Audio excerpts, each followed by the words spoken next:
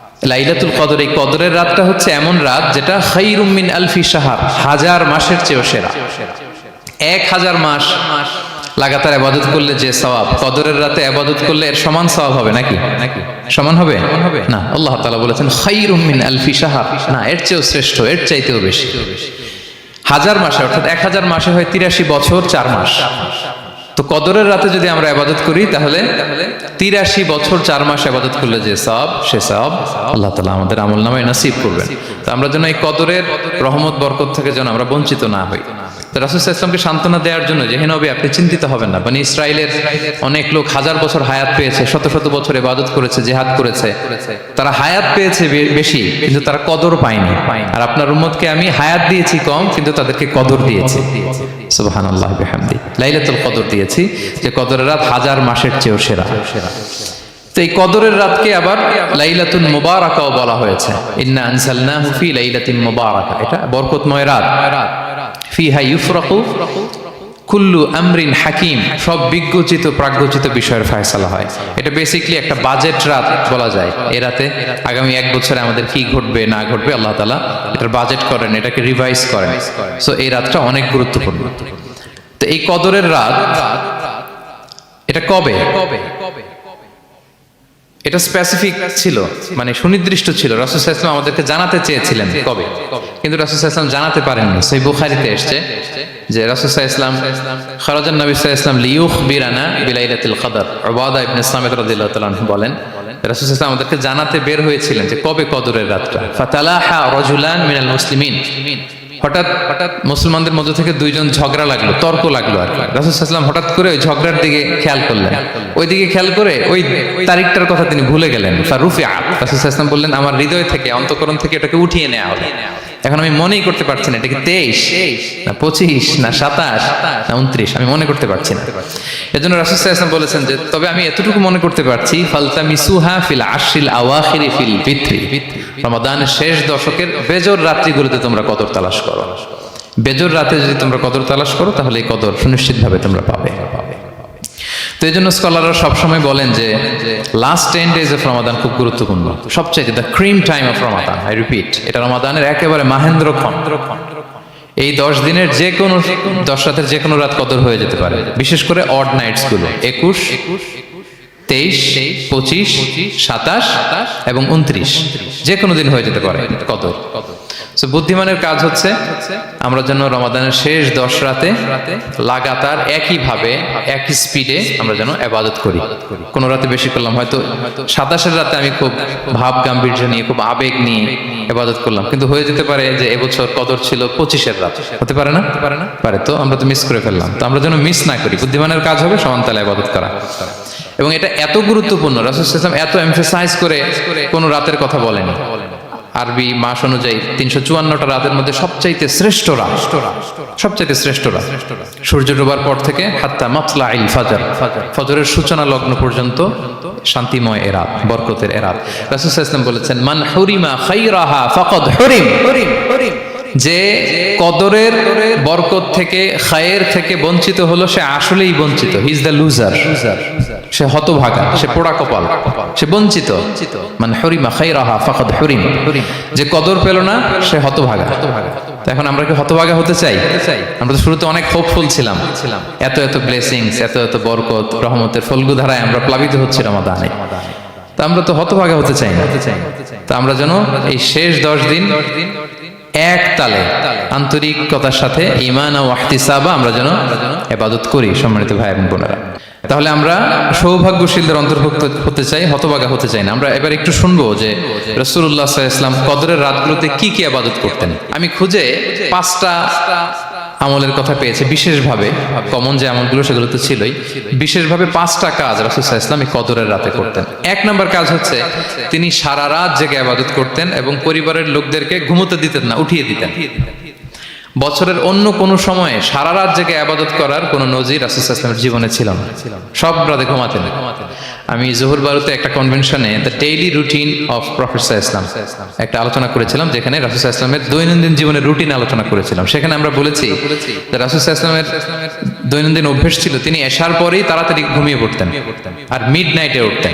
রাসূল সাল্লাল্লাহু আলাইহি ওয়াসাল্লামের কর্মদিবস শুরু হতো মিড নাইটে, আমাদের তো সকালে কারো আরো অনেক পরে শুরু হয়। রাসূল সাল্লাল্লাহু আলাইহি ওয়াসাল্লামের কর্মদিবস শুরু হতো বেসিক্যালি মিড নাইটে।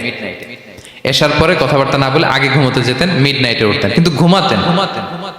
ঘুম ছাড়া রাত কাটাতেন না। সারা বছরের এটা ছিল যে এশার পর পরে ঘুমোতে যেতেন, except the last 10 days of Ramadan. রমাদানের শেষ 10 রাতে রাসূল সাল্লাল্লাহু আলাইহি ওয়াসাল্লাম ঘুমাতেন না। এই 10 দিনের ব্যাপারেই পাওয়া যায় সারা রাত জেগে তিনি ইবাদত করতেন। আম্মা জান আয়েশা রাদিয়াল্লাহু তাআলা আনহা বলেন, ইযা দাখালাল আশরু আহিয়াল লাইলা ওয়া আইকাযা আহলা ওয়া জাদ্দা ওয়া শাদ্দাল মি'জার। রমাদানের শেষ দশক যখন আসতো রাসূল সাল্লাল্লাহু আলাইহি ওয়াসাল্লাম সারা রাত জেগে ইবাদত করতেন। পরিবারের সদস্যদেরকে জাগিয়ে তুলতেন, স্ত্রীদের ঘুমাতে দিতেন না, জাগিয়ে তুলতেন। ফাতেমা রাদিয়াল্লাহু তাআলা আনহার ঘর পাশেই ছিল, তাদেরকে যে জাগাতেন এবং নিজে সারা রাত ইবাদত করতেনই। জাদ্দা ওয়া শাদ্দাল মি'জার, খুবই বলিষ্ঠ ভাবে, খুব মজবুত ভাবে কোমরে গামছা বেঁধে নামার একটা এক্সপ্রেশন এখানে দেয়া হয়েছে। মি'জার, ইজহার মানে হচ্ছে বাংলা করলে হয় লুঙ্গি। লুঙ্গি আমরা যখন খুব শক্ত কোনো কাজ করতে যাই তখন তারা কি করে, খুব টাইট করে লুঙ্গিটা বাঁধে। তার মানে বোঝানো হচ্ছে রাসূল সাল্লাল্লাহু আলাইহি ওয়াসাল্লাম কোমরে ভালো করে লুঙ্গি বেঁধে বা গামছা বেঁধে আটকাট বেঁধে নামতেন শেষ 10 দিনের জন্য। এই সময় তিনি মানে কাউকে কেমন যেন চিনতেন না, সবসময় ইবাদতে মগ্ন থাকতেন। এটা আমরা করতে পারি যে শেষ 10 দিনে, আর যেহেতু 3 দিন বাকি, আমরা একটা স্পেশাল প্ল্যান করতে পারি যে আমরা আমাদের সর্বোচ্চটুকু উজাড় করে দিয়ে লাস্ট 10 days অফ রমাদানের এই বরকত আমরা হাসিল করব, এটা যেন আমাদের মিস না হয়। তাহলে এটা আমরা একটা পেলাম। 2 নাম্বার হচ্ছে ইতিকাফ করা। রাসূলুল্লাহ সাল্লাল্লাহু আলাইহি ওয়াসাল্লাম রমাদানের শেষ 10 দিন ইতিকাফ করতেন। আমাদের আয়েশা রাদিয়াল্লাহু তাআলা আনহা বলেন, কানা ইয়াতাকিফুল আশরাল আওয়াখির মিন রমাদান। রমাদানের শেষ দশকে তিনি ইতিকাফ করতেন। হাত্তা তাওয়াফাহুল্লাহ, ওনার ইন্তেকালের আগ পর্যন্ত এই অভ্যাসটাই তিনি জারি রেখেছেন। সুম্মা আতাকাফা আজওয়াজুহু মিন বা'দি, তারপরে ওনার স্ত্রীরা ইতিকাফ করেছেন। আরেক বর্ণনা এসেছে ইয়াতাকিফু কুল্লা রমাদান 10 আইয়াম, প্রতি রমাদানে তিনি 10 দিন ইতিকাফ করেছেন। কিন্তু যেই বছর তিনি ইন্তেকাল করবেন সে বছর তিনি 20 দিন ইতিকাফ করেছিলেন। প্রতি রমাদানে 10 দিন, আর যে বছর ইন্তেকাল করবেন সে বছর কয় দিন? 20 দিন তিনি ইতিকাফ করেছিলেন মসজিদে নববীতে। তাহলে আমরা এই রমাদানের শেষ দশকে এটা করতে পারি। 2 নম্বর পয়েন্ট হচ্ছে ইতিকাফ করা। যারা আমরা করিনি তারা আমরা ইতিকাফ করতে পারি। আমাদের আইআইএম এর মসজিদ এটা ইতিকাফের জন্য একটা উর্বর জায়গা। আমরা যখন এই ক্যাম্পাসে ছিলাম তখন দেখেছি যে এখানকার ইতিকাফের পরিবেশ যে এত সুন্দর, এটা কল্পনাই করা যায় না। অসাধারণ পরিবেশ। আপনি যদি ইতিকাফ নাও করেন, রাত 2টা বা 3টার দিকে সেন্ট্রাল মস্কে এসে বসে থাকলেও হবে। রাত 2টা 3টার দিকে এসে বসে থাকলে দেখবেন যে কেউ সেজদায় পড়ে কান্না করতেছে, কেউ হালাকা করতেছে, কেউ তাসবিহ পড়তেছে, কেউ কোরআন তেলাওয়াত করতেছে। মানে এত সুন্দর পরিবেশ, ওটা দেখলেই আপনার ইবাদত করতে মন চাইবে। আমরা যেন ইতিকাফ করার চেষ্টা করি। ইতিকাফ করতে না পারলে শেষ দশকের রাতগুলো যেন মসজিদে কাটানোর চেষ্টা করি, তা না পারলেও বাসায় যেন এই রাতগুলো আমরা মিস না করি। বিশেষ করে সেন্ট্রাল মস্কে তো অসাধারণ পরিবেশ, এটা হাইলি রেকমেন্ডেড। ইফ পসিবল আপনারা আসবেন, এখানে ইবাদতের চমৎকার পরিবেশ থাকে। 3 নাম্বার হচ্ছে রাসূল সাল্লাল্লাহু আলাইহি ওয়াসাল্লাম এবং জিবরাইল আলাইহিস সালাম যৌথভাবে কোরআন রিভিশন করতেন। খুব ইন্টারেস্টিং। সারা বছর যেটা নাজিল হতো, রমাদানে জিবরাইল আলাইহিস সালাম রাসূল সাল্লাল্লাহু আলাইহি ওয়াসাল্লামকে শোনাতেন, রাসূল সাল্লাল্লাহু আলাইহি ওয়াসাল্লাম আবার জিবরাইল আলাইহিস সালামকে শোনাতেন। সহিহ বুখারীর বর্ণনা, কানা জিবরিলু ইয়ালকাহু ফি কুল্লি লাইলাতিন মিন রমাদান ফায়ুদারিসুল কুরআন। প্রতি রমাদানের প্রতি রাতে এসে রাসূল সাল্লাল্লাহু আলাইহি ওয়াসাল্লামের সাথে কোরআন মুদারাসা করতেন। সহিহ মুসলিমের বর্ণনায়, আন্না জিবরিল কানা ইউআরিদুহু বিল কুরআন কুল্লা আমিন মাররা। প্রতি বছর রমাদানে একবার শোনাতেন বা শুনিয়েছেন। যে বছর তিনি ইন্তেকাল করবেন তিনি 2 বার শুনিয়েছিলেন। আরাদা ইউআরিদু মানে এটা ফ্রম বোথ সাইড। আরবি শব্দটা এমন যে জিবরাইল আলাইহিস সালাম শোনাতেন, এরপর রাসূল সাল্লাল্লাহু আলাইহি ওয়াসাল্লাম জিবরাইল আলাইহিস সালামকে শোনাতেন। কোরআন রিভিশন করা। তো এই শেষ দশকের রাতগুলোতে আমরা যেন বেশি বেশি কোরআন পড়ি। কোরআন তেলাওয়াত, কোরআনিক রিসাইটেশন হতে পারে, কোরআনের অর্থ পড়া হতে পারে, তাদাব্বুরে কোরআন হতে পারে, কোরআনের হালাকায় জয়েন করা হতে পারে। ইন ইটস এনি ফর্ম আমরা যেন কোরআনের সাথে অ্যাটাচমেন্টটা বাড়াই লাস্ট 10 days অফ রমাদানে। 4 নাম্বার কিয়ামুল লাইল করা। রাসূল সাল্লাল্লাহু আলাইহি ওয়াসাল্লাম কিয়ামুল লাইল করতেন। এবং কিয়ামুল লাইল শব্দটাকে রাসূল সাল্লাল্লাহু আলাইহি ওয়াসাল্লাম কদরের সাথে জুড়ে দিয়েছেন। সহিহ বুখারীর বর্ণনায় তিনি বলেছেন, মান কামা লাইলাতাল কদরি ঈমানা ওয়া ইহতিসাবা গুফিরা লাহু মা তাকাদ্দামা মিন যামবি। কদরের রাতে যে কিয়ামুল লাইল করে বিশ্বাস নিয়ে এবং নাজাতের প্রত্যাশা নিয়ে, তার পূর্বের সমস্ত গুনাহ আল্লাহ তাআলা ক্ষমা করে দিবেন। তাহলে কিয়ামুল লাইলটা রাসূল সাল্লাল্লাহু আলাইহি ওয়াসাল্লাম বিশেষভাবে কদরের রাতের সাথে সম্পৃক্ত করেছেন। আমরা যেন প্রতি রাতে কিয়ামুল লাইল করি, লম্বা সময় যেন দাঁড়িয়ে থাকি, লম্বা সময় কোরআনিক রিসাইটেশন করি দাঁড়িয়ে থেকে, লম্বা সময় রুকু, লম্বা সময় সিজদা, স্পেশালি সিজদা। আখরাবু মা ইয়াকুনুল আবদু মির রাব্বিহি ওয়া হুয়া সাজিদ ফাআকসিরু ফিহি দুআ। বান্দা যখন সিজদায় থাকে আল্লাহ সবচেয়ে কাছে থাকে, তো আমরা তো আল্লাহর সবচেয়ে কাছে যেতে চাই এই ক্রিম টাইমটাতে, কি বলেন?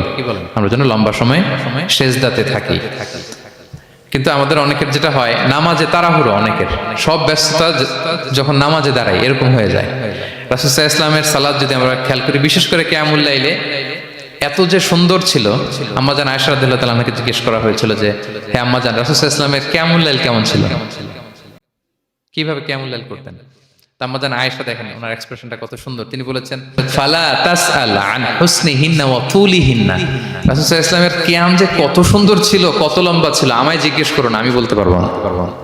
আমরা অনেক সময় যখন খুব বেশি চমৎকার কিছু হয় তো আমরা কি বলি, ভাই এত সুন্দর ছিল, আমি বোঝাতে পারবো না, এরকম বলি না?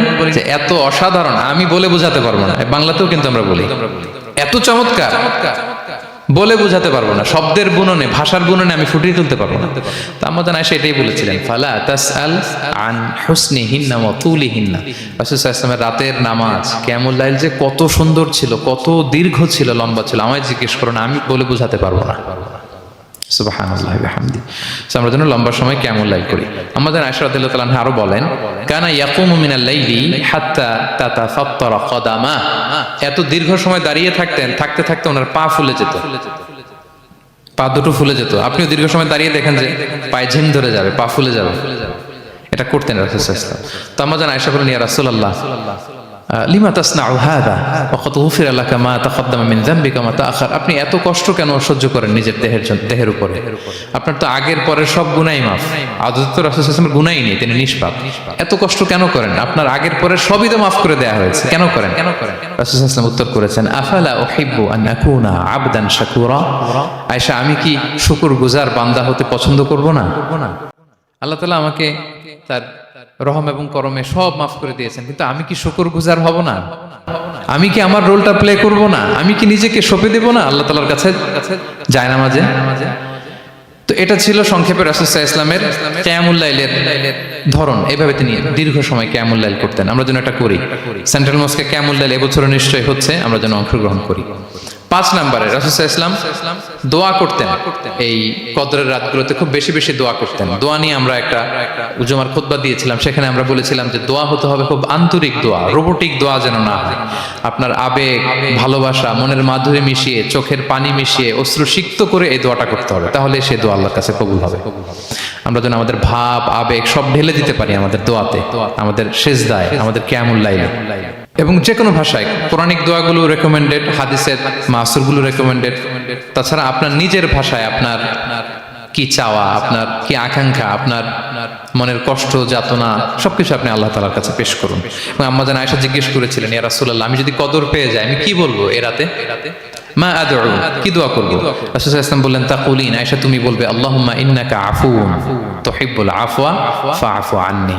আয়েশা তুমি যদি কদরের রাত পেয়ে যাও এটা বলবে, হে আল্লাহ আপনি ক্ষমাশীল, আল্লাহ আপনি ক্ষমাকে পছন্দ করেন, আল্লাহ তাই আপনি আমায় ক্ষমা করেন। হে আল্লাহ আপনি ক্ষমাশীল, আপনি ক্ষমাকে পছন্দ করেন, আল্লাহ আপনি আমাকে ক্ষমা করেন। এই দোয়াটা আমরা যেন বেশি বেশি করি। আমার সাথে সাথে সবাই একটু পড়ুন মেহেরবানি করে, আল্লাহুম্মা ইন্নাকা আফুউন তুহিব্বুল আফওয়া ফাআফু আন্নি।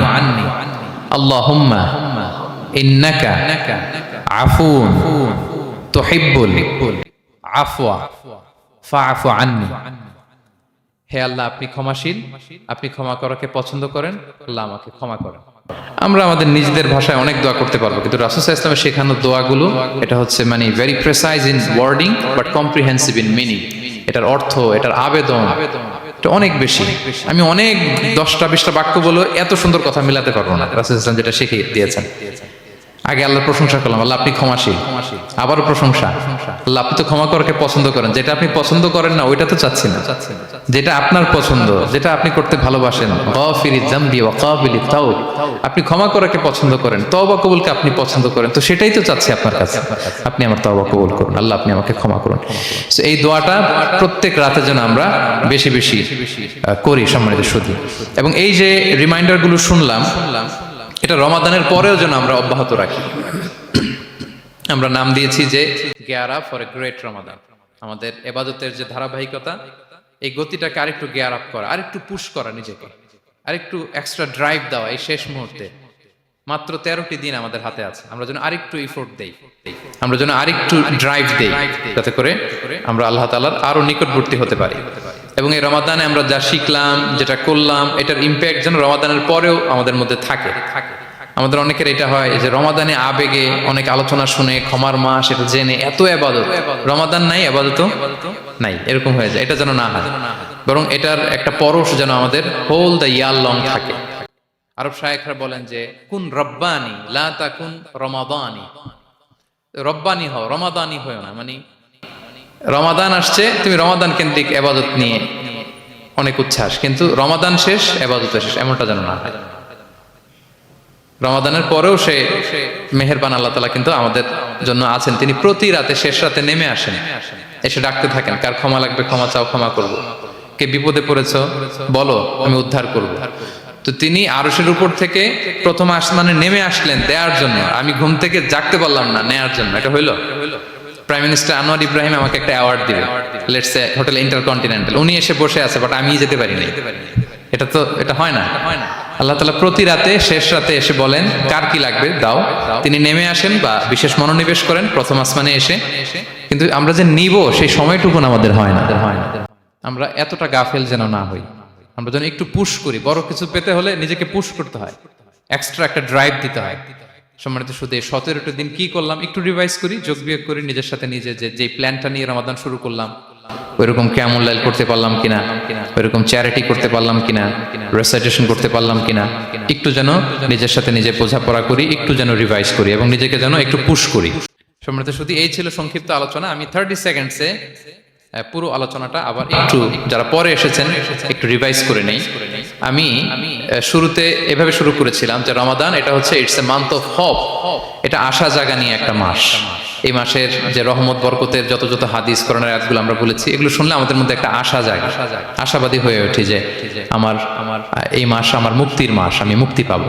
কিন্তু at the same time it's a month of warning, এটা আবার সতর্কতারও মাস। রাসূলুল্লাহ সাল্লাল্লাহু আলাইহি ওয়াসাল্লাম বলেছেন রোজা রেখে যে মিথ্যা ছাড়লো না, পাপ ছাড়লো না, তার ধ্বংস। আবার 3বার তিনি আমিন বলেছেন। বেসিক্যালি এটা একটা বদদোয়া যে মান আদরাকা রমাদান ওয়া লাম ইগফার লাহ, যে রমাদান পেয়েও নিজের গুনাহ ক্ষমা করতে পারলো না, তার ধ্বংস। সো আমরা আশাবাদী হব। আল ঈমানু বাইনাল খাউফি ওয়ার রাজা, বিশ্বাস হচ্ছে আমার মধ্যে ভীতিও কাজ করবে, আবার আমার মধ্যে একটা হোপ থাকবে, এটাই ঈমান। সো আমরা যেন এই ওয়ার্নিং গুলো আমাদের মাথায় রাখি যে আমরা যেন আল্লাহর নৈকট্যপ্রাপ্ত বান্দা হতে পারি, ক্ষমাপ্রাপ্তদের অন্তর্ভুক্ত যেন আমরা হতে পারি। এরপরে আমরা বলেছিলাম যে লাআল্লাকুম তাত্তাকুন অ্যাচিভ হচ্ছে কিনা আমাদের প্রত্যেক কাজে এটা খেয়াল করতে হবে।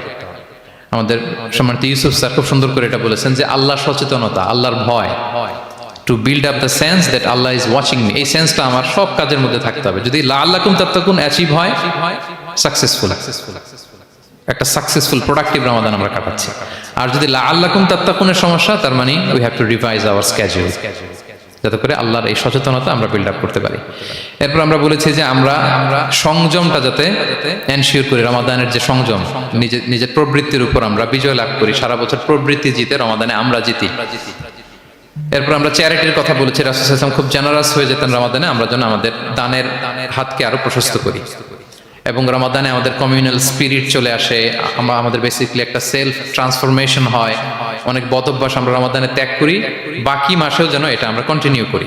আর সবশেষে আমরা লাস্ট 10 ডেজ অফ রমাদানের গুরুত্ব নিয়ে বলেছিলাম যে রাসূল সাল্লাল্লাহু আলাইহি ওয়াসাল্লাম খুব হতাশ হয়ে পড়েছেন যে অন্য নবীর উম্মতেরা অনেক হায়াত পেয়েছে, আমরা পেলাম 60-70, তো আমার গুনাহগার উম্মত কি করবে? আল্লাহ বলেন লাইলাতুল কদর খায়রুম মিন আলফি শাহর, নবী হে আপনার উম্মতের জন্য আমি কদরের রাত দিয়েছি, যে এক রাতে ইবাদত করলে 1000 মাসের চেয়েও বেশি সওয়াব তারা পেয়ে যাবে।